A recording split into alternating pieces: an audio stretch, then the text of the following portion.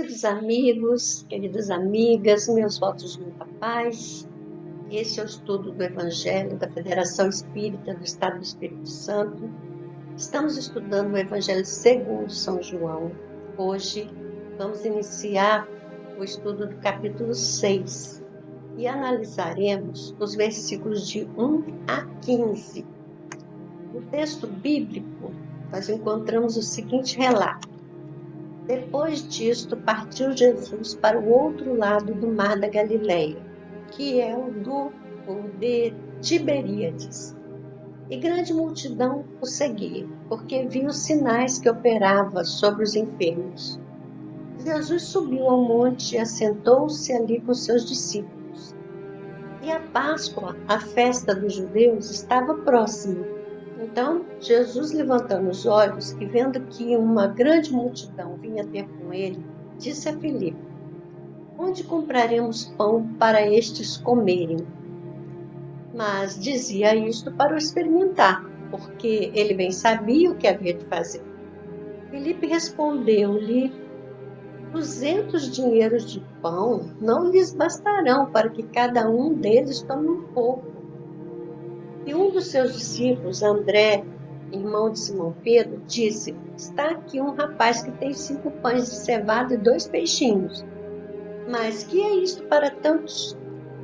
E disse Jesus: mandai assentar os homens. E havia muita relva naquele lugar. Assentaram-se, pois, os homens em número de quase 5.000. E Jesus tomou os pães e, havendo dado graças, repartiu-os pelos discípulos e os discípulos pelos que estavam assentados, igualmente também dos peixes, quanto eles queriam.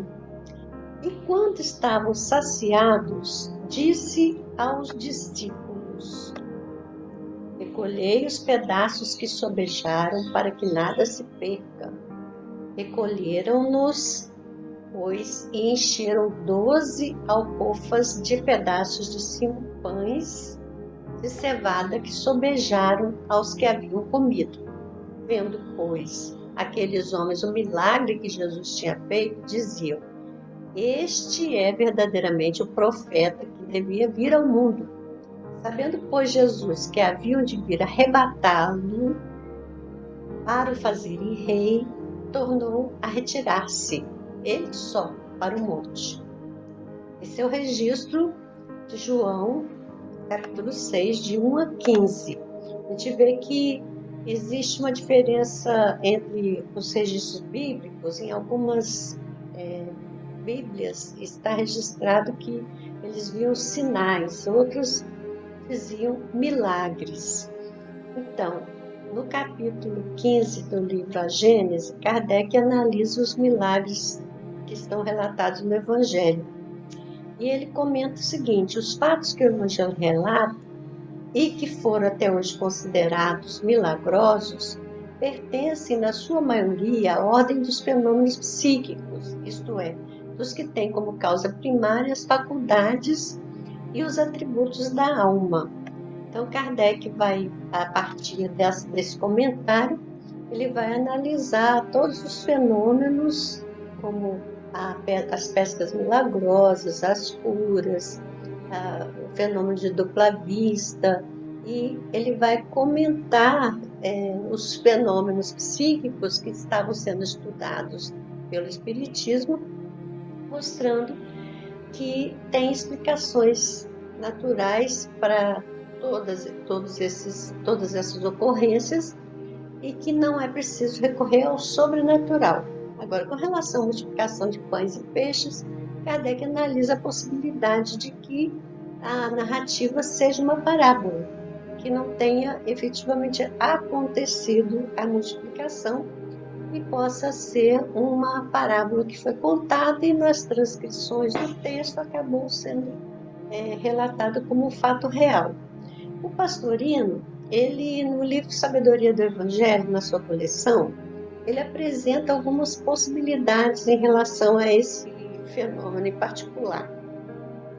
Ele propõe a possibilidade do hipnotismo gerar uma alucinação coletiva, quer dizer, todas aquelas pessoas presas ao magnetismo de Jesus tivessem então percebido uma realidade em comum, que era a alimentação. Na verdade, isso seria uma ilusão, assim, no sentido de que não aconteceu no mundo concreto, aconteceu nesse mundo espiritual, nessa realidade psíquica paralela. Também ele analisa a possibilidade de que tenha havido fenômeno de transporte. A gente sabe que foram pesquisados esses fenômenos também, de espíritos trazerem para dentro de uma sala fechada objetos que estão fora dessa sala. Outra possibilidade, a transmutação da matéria. E Jesus, com o nível de evolução que ele tem, ele é capaz de fazer esse processo de mudança na estrutura da matéria para realizar esse fenômeno. E também ele sugere a criação mental pela coagulação de fluidos do mundo espiritual. O fluido cósmico universal existe em toda parte, ele é a fonte de toda a matéria. Uma inteligência suficientemente avançada pode tornar esses fluidos, manipulá-los e transformá-los em alimento. A gente recomenda até a leitura também de Laboratório do Mundo Invisível, quando Kardec analisa essa possibilidade. Então, existem explicações. E a gente não pode descartar também que a passagem seja alegórica, como também o codificador supõe ou sugere. Essa passagem é também narrada por Mateus, por Marcos e por Lucas. Então é um evento que marcou bastante pelo que a gente vê. Emmanuel comenta versículos desse texto, desse capítulo. Ele comenta no livro Caminho, Verdade e Vida, e comenta também no livro Pão Nosso. Caminho, Verdade e Vida é a lição 25. O Pão Nosso é a lição 171. E a gente pode também encontrar um comentário desse texto que ele faz no Vinha de Luz, mas aí ele, na verdade, está comentando um versículo de Mateus no relato desse mesmo fato. E a interpretação de Emmanuel sempre nos traz uma forma de olhar, trazendo para o ensinamento moral aquela ocorrência da realidade ou aquele registro bíblico para um entendimento do que podemos extrair para o nosso aprendizado. Então, na lição 25 do livro Caminho, Verdade e Vida, ele comenta o versículo 10, que Jesus diz assim: mandai assentar os homens. E nesse texto ele dá o título a esse texto de Tende calma. Ele comenta o seguinte: essa passagem do Evangelho de João é das mais significativas. Verifica-se quando a multidão de quase 5.000 pessoas tem necessidade de pão no isolamento da natureza. Os discípulos estão preocupados. Filipe afirma que 200 dinheiros não bastarão para atender a dificuldade imprevista. André conduz ao mestre um jovem que trazia consigo 5 pães de cevada e 2 peixes. Todos discutem.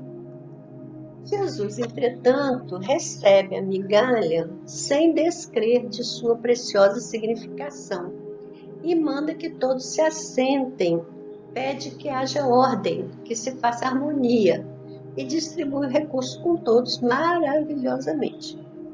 A grandeza da lição é profunda. Os homens esfomeados de paz reclamam a assistência do Cristo. Falam nele, suplicam-lhe socorro, aguardam-lhe as manifestações. Não conseguem, todavia, estabelecer a ordem em si mesmos para a recepção dos recursos celestes. Misturam Jesus com as suas imprecações, suas ansiedades loucas e seus desejos criminosos. Naturalmente se desesperam, cada vez mais desorientados. porquanto não querem ouvir o convite à calma, não se assentam para que se faça a ordem, persistindo em manter o próprio desequilíbrio. Então, essa interpretação de Emmanuel é muito interessante, que a gente extrair daí que quando a gente estiver diante de uma questão a resolver, e isso coletivamente, nós temos que acerenar, acalmar, procurar no diálogo encontrar solução. Não adianta ficar na desorientação, não resolver nada. No texto da 171, que a gente também já comentou aqui, que Emmanuel vai comentar o versículo 12, é interessante também a gente ler, não vamos ler aqui, mas é interessante ele falar da lei do uso, quando Jesus diz que recolham os pedaços para que nada se perca. Então ele vai analisar esse aspecto da lei do uso, que se nós soubermos usar e evitar desperdício, o mundo produz alimento para todos nós. E na outra lição, que está no Vinha de Luz, que ele comenta o versículo de Mateus, na verdade, contando essa mesma passagem, ele vai analisar o versículo: e tendo mandado que a multidão se sentasse sobre a relva, tomou os 5 pães e os 2 peixes, e erguendo os olhos ao céu, os abençoou, e partindo os pães, deu-os aos discípulos, e os discípulos à multidão. Ele vai comentar esse texto num título: Migalhas e Multidão. E aí ele vai concluir que quando a gente tem um pouquinho de boa vontade para trabalhar no bem, essa migalha se converte em benefício para muita gente. Então, ficamos por aqui na análise desse texto e voltaremos em outro momento, se Deus quiser. Até lá!